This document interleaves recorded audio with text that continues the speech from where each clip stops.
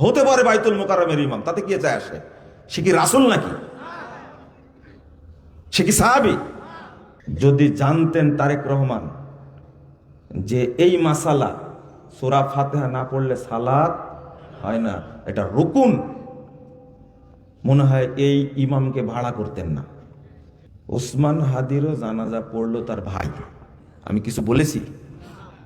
হ্যাঁ, দেখেন কিছু বলিনি। আমি জানাজা উপস্থিত ছিলাম, কিচ্ছু বলিনি। দুর্ভাগ্য, একজন আলেম হিসাবে এরকম করতে পারেন না। একজন আমার হায়াতে যদি একজন সঠিকটা বুঝে, ওই নেকি পাবো ইনশাল্লাহ। আমি গ্যারেন্টি দিয়ে আসিনি যে আপনাকে সব বোঝাতে হবে, সবাইকে বোঝাতে হবে। আজকে তো গোটা দেশ স্তব্ধ, ছুটি ঘোষণা করেছে, প্রেসিডেন্ট জিয়াউর রহমানের সহধর্মিণী মারা গেছে, আজকে জানাজা, তাই না? জানাজা, বিশাল জানাজা, লক্ষ লক্ষ মানুষ।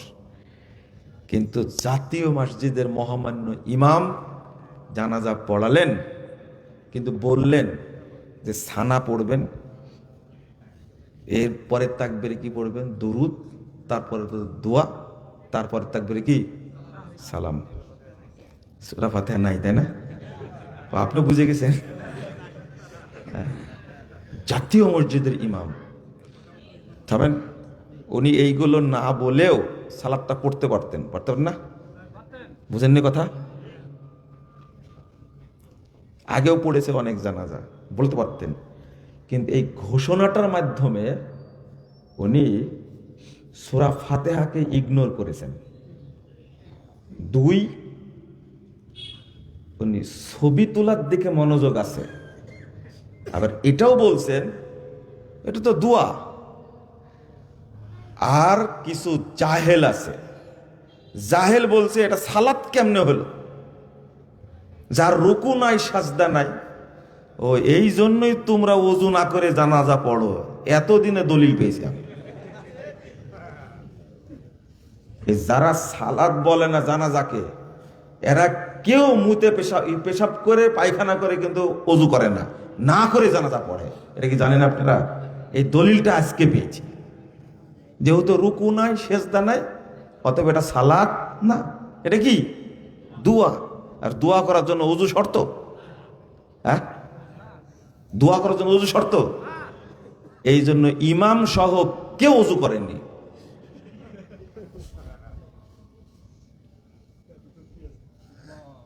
তাই না? যেহেতু রুকু নাই সেজদা নাই, কিনা সালাত না, এই জন্য কি ওযু? মারহাবা বলেন একটু জোরে। আস্তাগফিরুল্লাহ, আস্তাগফিরুল্লাহ। কেমন জাহেলের জাহেল আপনি চিন্তা করেন। আচ্ছা, এই শোনেন, কথা কম বলেন, বুঝেন আগে। খুব তোলপাড় কিন্তু গোটা দেশ আজকে, সেই নাকি তোলপাড়। আমাকে কয়েকজন ফোন দিয়ে মেসেজ দিয়ে বলছে, কি বললেন, গোটা দেশ তোলপাড়। আমি যা বলি সেটা দিয়ে তোলপাড় করে, এটা তো নতুন না, তাই না? এটা কি নতুন? ওনার খোঁচা মারার কি দরকার ছিল? প্রথম তাকবীরে কি? সানা। ইনি ওই ইমাম, যে ইমাম বলতে পারেন যে সৌদি আরবে কামলাগিরি করতে যায় আমিন কিনে নিয়ে আসছে রিয়াল দিয়ে। আমিন, বুঝেননি কথা? ইনি নাকি বাংলাদেশের সবচেয়ে বড় আলেম। যিনি আমিনকে ব্যঙ্গ করেন তিনি নাকি সবচেয়ে কি বড় আলেম।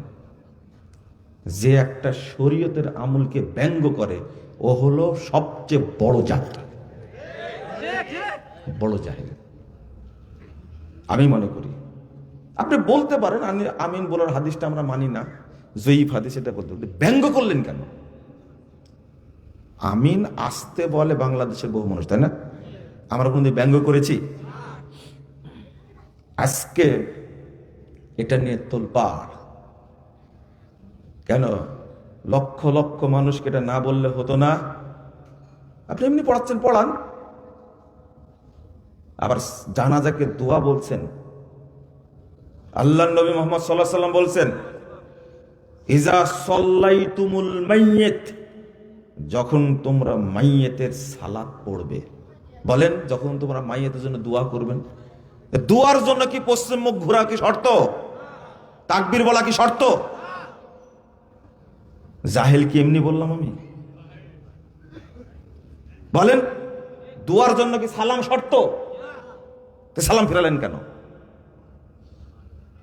দোয়া তো ন্যাংটা হয় করা যায়, যে কোনো দিক ঘুরে করা যায়। আল্লাহ বলছেন, ওয়ালা তুসাল্লি আলাইহি ওয়ালা তাকুম আলা কবরি। এই মোহাম্মদ, এই মুনাফিকের তুমি জানাজা পড়ো না, তার কবরের ধারে দাঁড়ায় না। এই যে আল্লাহ যে বললেন লা তুসাল্লি, এর দ্বারা কি দোয়া কি জানাজা না? প্রথম এটা সালাত, সালাতুল জানাজা মানে কি? জানাজার দোয়া। জানাজার কি দোয়া না জানাজা সালাত? আল্লাহ সালাত বলছেন, রাসূল সাল্লাল্লাহু আলাইহি ওয়াসাল্লাম সালাত বলছেন, আর আপনি দোয়া বলে ব্যঙ্গ করবেন কেন? ওসমান হাদিরও জানাজা পড়লো তার ভাই। আমি কিছু বলেছি? হ্যাঁ, দেখেন কি বলিনি। আমি জানাজা উপস্থিত ছিলাম, কিচ্ছু বলিনি। দুর্ভাগ্য, একজন আলেম হিসাবে এরকম করতে পারেন না। হতে পারে বাইতুল মুকাররমের ইমাম, তাতে কি যায় আসে? সে কি রাসূল নাকি? সে কি সাহাবী? ওই সুযোগ নাই। যদি জানতেন তারেক রহমান যে এই মাসালা সূরা ফাতিহা না পড়লে সালাত হয় না, এটা রুকুন, মনে হয় এই ইমামকে ভাড়া করতেন না। আমি ঠিক বললেন না? আপনার ঠিক বলার দরকার নাই, আমার ধারণা বলছি। সূরা ফাতিহা পড়তে হবে জানাজাতে, সূরা ফাতিহা জানাজায় পড়তে হবে। তিরমিজির 1026 নম্বর হাদিস। একটা জিনিস বলি, এই হাদিসটা আসছে ইবনু আব্বাস থেকে। কার থেকে? ইবনু আব্বাস রাদিয়াল্লাহু আনহু থেকে হাদিসটা বর্ণিত হয়েছে। তিনি বলছেন রাসূল সাল্লাল্লাহু আলাইহি ওয়াসাল্লাম সালাতে, জানাজা সালাতে সূরা ফাতিহা পড়তেন। এই হাদিসে একজন রাবী আছে।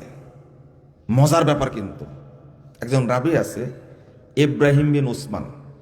নাম কি? ইব্রাহিম বিন উসমান। এত রাত্রে কেউ বক্তব্য বুঝবেন আপনারা? দরকার ছিল 8:30টায় মারলে ভালো ছিল, আর 10:30টায়। শুনেন তো, এই হাদিসটাকে ইমাম তিরমিজি রাহিমাহুল্লাহ নিজেই বলছেন মুনকারুল হাদিস। হাদিসটা কি? মুনকার। কেন? এই হাদিসের রাবী একজন আছে ইব্রাহিম বিন উসমান, এই নাম হলো আবু সাইবা। এই রাবী থাকার কারণে হাদিসটাকে মাযহাবীরা কি দিয়ে দিছে? বাদ দিয়ে দিছে। খেয়াল করেন, কিন্তু এই রাবী থাকার কারণে, এই রাবী ত্রুটিপূর্ণ, কিন্তু হাদিসটা সহিহ কেন? ইবনু আব্বাস থেকে হাদিস বর্ণিত হয়েছে সহিহ বুখারীর মধ্যে 1335 নম্বর হাদিস। এই হাদিসে ইবনু আব্বাস, ওই হাদিসটাও ইবনু আব্বাস থেকে, আর এই হাদিসটা ইবনু আব্বাস রাদিয়াল্লাহু আনহু যখন প্রশ্ন করলেন, আপনি তো সূরা ফাতিহা জোরে পড়লেন, তখন বলছেন লি তা'লামু আন্নাহা সুন্নাহ। সূরা ফাতিহা আমি জোরে পড়লাম কেন জানেন? তোমরা যেন জানতে পারো এটা পড়াটা কি সুন্নাহ। এটা সহিহ বুখারীর হাদিস, এটা মাওকুফ সূত্রে আসছে। এই জন্য তিরমিজির মারফু সূত্রে হাদিসটাও কি সহিহ। মুহাদ্দিসগণ সহিহ বলেছেন, শেখ আলবানী সহিহ বলেছেন। আমি কিন্তু এটা বলতে চাইনি। মূল ব্যাপারটা কি জানেন? এই হাদিসে ইব্রাহিম বিন উসমান থাকার কারণে হাদিসটাকে বলছে কি মাযহাবীরা জয়ীফ, মুনকার।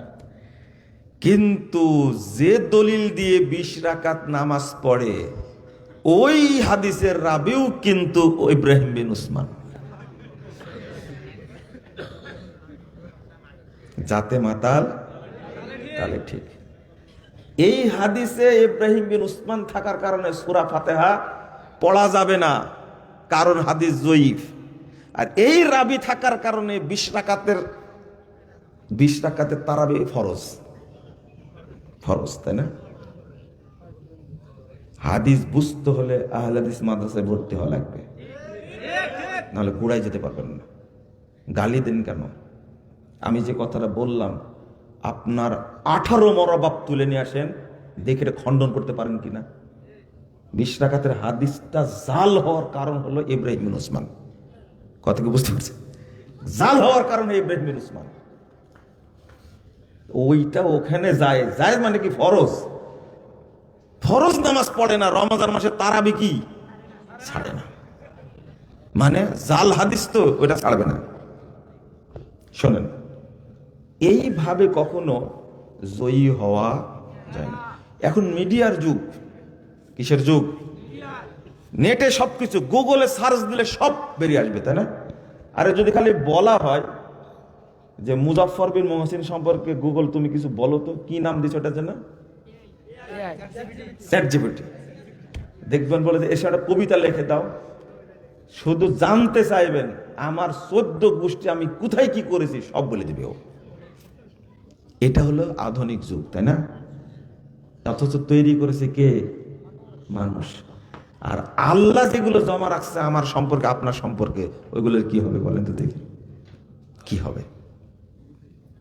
2, সূরা ফাতিহা না পড়লেও সালাত হবে, কেউ বলছেন, কিন্তু এটা সূরা ফাতিহা না পড়লে যে সালাত হয় না, এটা রুকুন। এইটা বলেছেন রুকুন। রুকুন মানে কি জানেন? যেটা না হলে ওটা কি হয়ে যায়? বাতিল হয়ে যায়। লা সলাতা লিমান লাম ইয়াকরা বিফাতিহাতিল কিতাব। সবাই হাদিস পেশ করেছেন।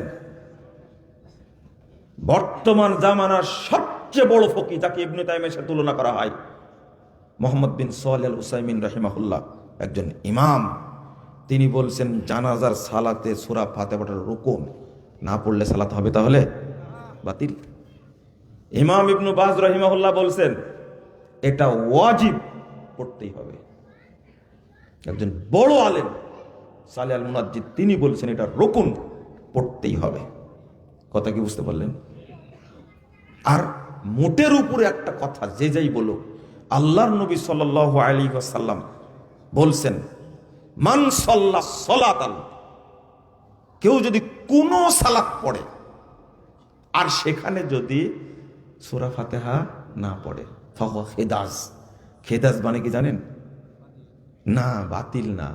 খেদাজ মানে 4 মাসের আগে যে বাচ্চা পড়ে যায়, বুঝেননি কথা? এর কি থাকলো বলতো দেখি? 4 মাসের আগে যে বাচ্চা পড়ে যাবে মায়ের পেট থেকে, এর দ্বারা কিছু হবে? এখনো বুঝেননি? এই হাদিসটা কোথায় রাখবেন? আপনি কি বুঝেন? 4 মাসের আগে, যখন বাচ্চার কিছুই বোঝা যায় না, তাই না? তখন কেবল কি আছে? রক্তটা কি জমাট হয়েছে কেবল, ওইটা পড়ে গেল, জানাজা হবে? হ্যাঁ, গোসল, কাফন, দাফন। এই হাদিসটা সহিহ মুসলিমের হাদিস। কোন সালাত যদি কেউ পড়ে সূরা ফাতিহা যদি না পড়ে, তাহলে কি হবে না? হবে না। আর খেদাজ বলে হয়েছে, যেটা কি বুঝছেন তো? খেদাজ কি এবার বুঝছেন তো? 4 মাস হয়ে গেছে না? হয়নি? হয়নি।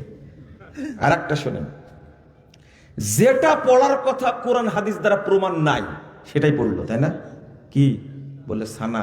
প্রথম তাকবীরে কি সানা? দলিল নাই, কোনো দলিল নাই। আল্লাহর নবী থেকে কোনো দলিল সানা পড়ার নাই। তো কেন দলিল নিলেন? তো অন্যান্য সালাতে যে পড়া হয়, ও অন্যান্য সালাতে সূরা ফাতিহা নাই। বুঝছেন কথা? অন্যান্য সালাত থেকে কিয়াস করে সানা মারছে, আর অন্যান্য সালাতে সূরা ফাতিহা কি নাই, তাই না? কিয়াস করা যায় না। সূরা ফাতিহা পড়েই সালাত আদায় করতে হবে, নাহলে সব সালাত বাতিল হবে। খেদাজ মানে কি? মান সাল্লা সালাতান, কোন সালাত যদি কেউ আদায় করে, কোন সালাত। ইমাম বুখারী রাহিমাহুল্লাহ বাব বাঁধছেন উযুবুল কিরা, সূরা ফাতিহা পড়াটা ওয়াজিব, ফরজ, ফিস সালাওয়াতি কুল্লিহা, যত সালাত আছে সব সালাতে সূরা ফাতিহা পড়া ফরজ। এই হাদিসটা লা সালাতা লিমান লাম ইয়াকরা বিফাতিহাতিল কিতাব, এই হাদিসটা নিয়ে আসার আগে 756 নম্বর হাদিস সহিহ বুখারী, এই হাদিসটা নিয়ে আসার আগে ইমাম বুখারী বাব বেঁধেছেন প্রত্যেক সালাতে সূরা ফাতিহা পড়া কি ফরজ। ফিস সালাওয়াতি কুল্লিহা, সব সালাতে, ফিল হাদারে ওয়াস সাফারে, মুকিম হোক আর মুসাফির হোক, আলাল ইমামে ওয়াল মামুম, ইমাম হোক আর মুক্তাদি হোক, ফিমা ইউযহার ওয়া মা ইউখাফাত, জোরে সালাত হোক আর আস্তে সালাত হোক। কিছু বাদ গেছে? বুঝেন মনে, তাই না? কিছু বাদ গেছে? এই হাদিসের ব্যাখ্যা তোমার কাছ থেকে নিতে হবে না আমাকে। আমি কি সেই ফকির? না, আমি কিন্তু ভিআইপি ফকির। আমি আপনার কাছে ব্যাখ্যা নেব না। আজকে এই বিষয়টাই দিয়েছে আলোচনা করার জন্য, বুঝছেন? আমি কিন্তু বিষয়ের বাইরে যাইনি। এই হাদিসের সবচেয়ে ভালো ব্যাখ্যা কে বুঝবেন? আল্লাহর নবী বলেছেন সবচেয়ে ভালো বুঝবেন কারা? সাহাবা কেরাম, তাই না? আমি ব্যাখ্যাটা তাদের কাছ থেকে নিচ্ছি, আপনার কাছ থেকে নিব। আপনি নিজেই মিসকিন, ফকিরের কাছে ভিক্ষা চেয়ে কোনো লাভ আছে? ও কিছু দিবেও, বরং ব্যঙ্গ করবে, ভাই দেখো আমি নিজেই তো ফকির, খাবার নাই আমার কাছে ভিক্ষা চাস কেন? আপনি তো নিজেই ফকির, আপনার কাছে ভিক্ষা চাইবো কেন? এর নাম হলো মানহাজ। আল্লাহর নবী সূরা ফাতিহার ব্যাখ্যা দিয়েছেন, সূরা ফাতিহা পড়েছেন, এটা কেমনে পড়তে হবে সেইটা সাহাবীরা দেখিয়ে দিয়েছেন, স্পষ্ট ভাষায় বলছেন। হাদিস থাকতে কোনো দিকে আমরা মন দিব না। জানাজা সালাত যেমন জানাজা সালাত, আজকে যারা বলছে সূরা ফাতিহা না পড়লে তো জানাজা হয়, একটা বাক্য সে লেখেনি। যারা জানাজার সালাতকে সালাতই মনে করে না, দোয়া মনে করে, তারা কি সূরা ফাতিহার 5 পয়সা দাম দিবে? না।